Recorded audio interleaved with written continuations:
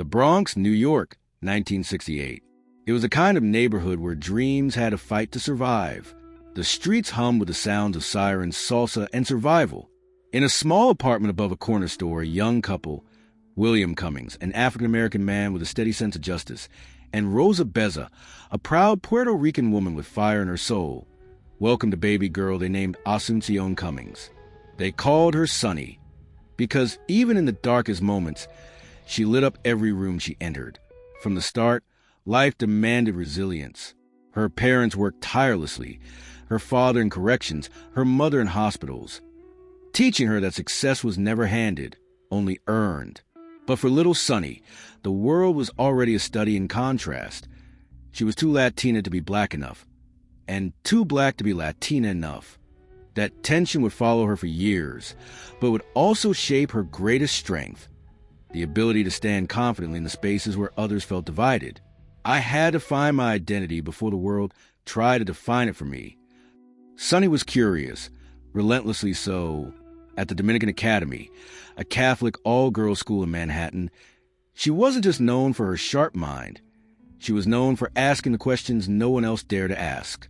When teachers spoke about fairness, she'd challenge, then why don't all children have the same schools? When priests preached forgiveness, she wondered, where's forgiveness for people who never got justice? By the time she entered Binghamton University, Sunny's sense of justice had turned into purpose. She majored in communications and sociology, fascinated by how people use language, culture, and law to build walls or bridges. She didn't just want to understand the system. She wanted to change it. But her path wasn't without obstacles. Racism, sexism, and class barriers shadowed her. Professors doubted her ambitions. Recruiters often overlooked her name. Sunny had to work twice as hard just to be seen. And she did. She graduated with honors, earning a scholarship to Notre Dame Law School, one of the most prestigious in the country. But even there, her journey was not smooth. Surrounded by wealth and privilege, Sunny felt the weight of being the only one, the only Afro-Latina woman in many of her classes, the only student with stories from the Bronx that weren't textbook examples. They were lived experiences, and yet that difference became her power. While others studied the law to protect power, Sunny studied it to protect people. Graduation day, Notre Dame, 1994. Sunny walked across the stage, diploma in hand, but her eyes were already fixed beyond the horizon. She had one goal, to become a prosecutor. Her first job came at the U.S. Department of Justice's Antitrust Division, but she quickly realized she wanted something more human, more raw, something that put her face-to-face with the real consequences of injustice. That led her to become a federal prosecutor in Washington, D.C. There, Sunny found her calling, taking on cases that shattered her heart but fueled her mission. Her focus was on child sex crimes, one of the darkest, most grueling areas of law. Every case tested her spirit. Every child's story haunted her, but she refused to look away. If I couldn't fight for those who had no voice, what was the point of my education? Her relentless work earned her the Special Achievement Award from the U.S. Attorney General. She had proven herself, not just as a lawyer, but as a warrior for justice. But Sunny also knew something powerful. Justice couldn't only live inside courtrooms. It had to live in people's minds and on their screens. That realization would change her life forever. The early 2000s. The media world was booming, and television was beginning to crave voices that looked and sounded different. When Sunny was first invited to appear as a legal commentator, she hesitated. She wasn't an actor. She wasn't trained for TV.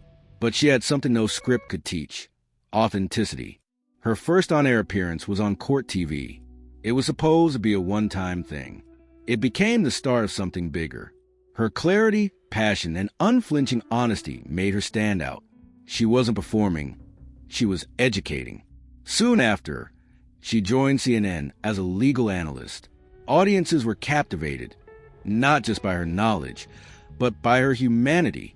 In a sea of talking heads, Sunny was real. When she spoke about the justice system, she wasn't reading from notes. She was speaking from experience.